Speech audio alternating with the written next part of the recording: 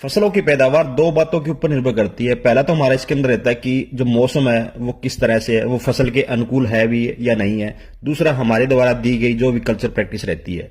आज की वीडियो में हम गेहूं की बात करेंगे।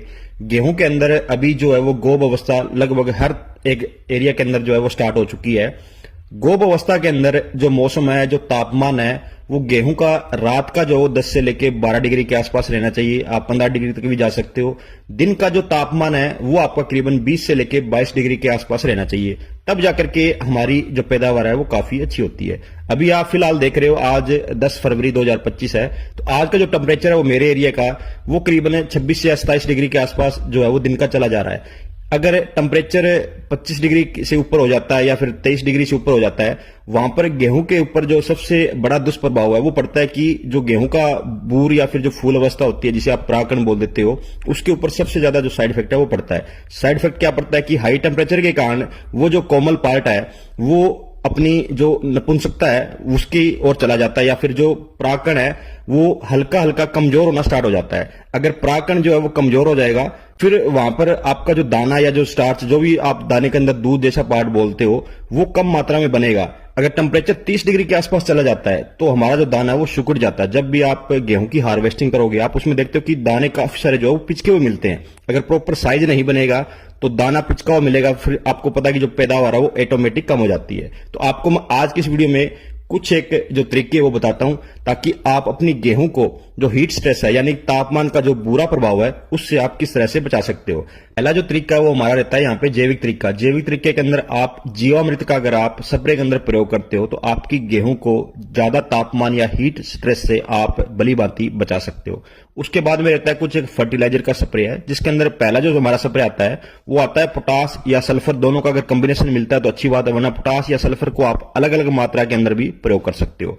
या फिर आप प्रयोग कर सकते हो एनपीके 0050 1 किलोग्राम, वह बोरोन 80 ग्राम और चिलेटेड जिंक आपको 100 ग्राम के आसपास रहनी है।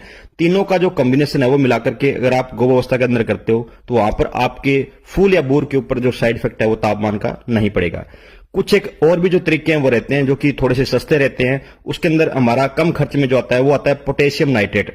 अगर इसका आप 800 ग्राम से लेकर के 1 किलोग्राम 130 या 20 लीटर पानी में मिलाकर के स्प्रे करते हो प्रति एकड़ के हिसाब से, तो आपकी फसल को ये हीट स्ट्रेस से बचा देता है। या फिर आप प्रयोग कर सकते हो कैल्शियम क्लोराइड। इसकी जो मात्रा है वो आपको लेनी है 400 से लेके 500 ग्राम प्रति एकड़ के हिसाब से। पानी की जो मात्रा है वो आपको बिल्कुल सेम रखनी है, 120 से लेके 130 लीटर प्रति एकड़ के हिसाब से। उसके बाद में हमारा आता है सिंचाई का प्रबंधन। ये सबसे अहम भूमिका हमारी हीट स्ट्रेस के अंदर निभाता है। अगर आप गोब अवस्था में जो सिंचाई है वो नियमित रूप से करते हो, अच्छे तरीके से करते हो, वहां पर भी आपका जो हीट स्ट्रेस है उसको कम रखने में काफी सारा जो योगदान है वो मिलता है। अगर कुछ एक वैरायटियों की मैं बात करूं, जिसके अंदर एचडी की कुछ एक वैरायटी आती है जिसमें 29 तासर वगैरह आती है, डीवीडब्ल्यू की वैरायटियां लगभग सी आती है, जो कि अभी जो फिलहाल वैरायटियां लगभग लॉन्च हो चुकी है वो मतलब तापमान को देख करके ही बनाई गई है। इसके उनके ऊपर जो ज्यादा मात्रा में जो टेम्परेचर का इफेक्ट है वो नहीं पड़ता है।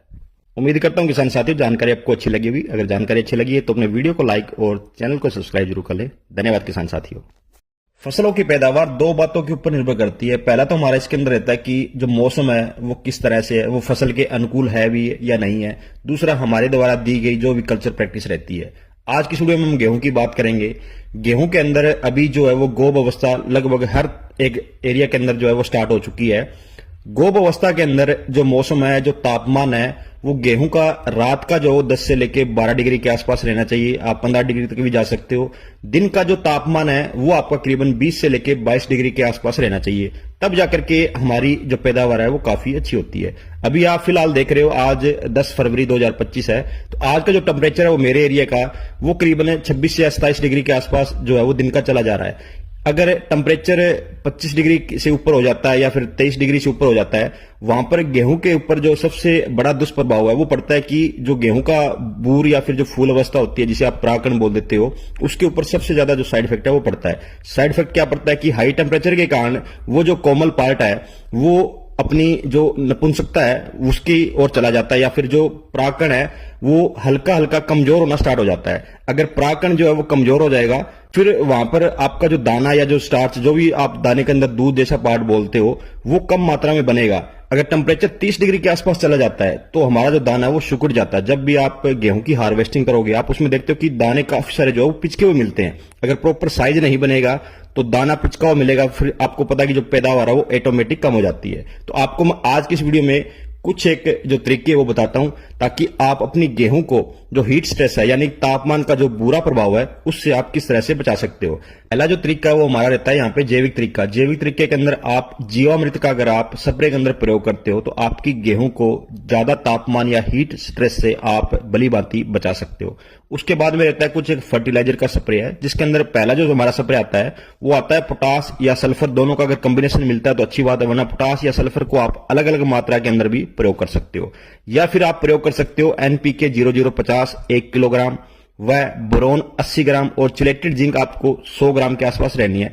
तीनों का जो कॉम्बिनेशन है वो मिलाकर के अगर आप गर्भावस्था के अंदर करते हो तो वहां पर आपके फूल या बूर के ऊपर जो साइड इफेक्ट है वो तापमान का नहीं पड़ेगा। कुछ एक और भी जो तरीके हैं वो रहते हैं जो कि थोड़े से सस्ते रहते हैं। उसके अंदर हमारा कम खर्च में जो आता है वो आता है पोटेशियम नाइट्रेट।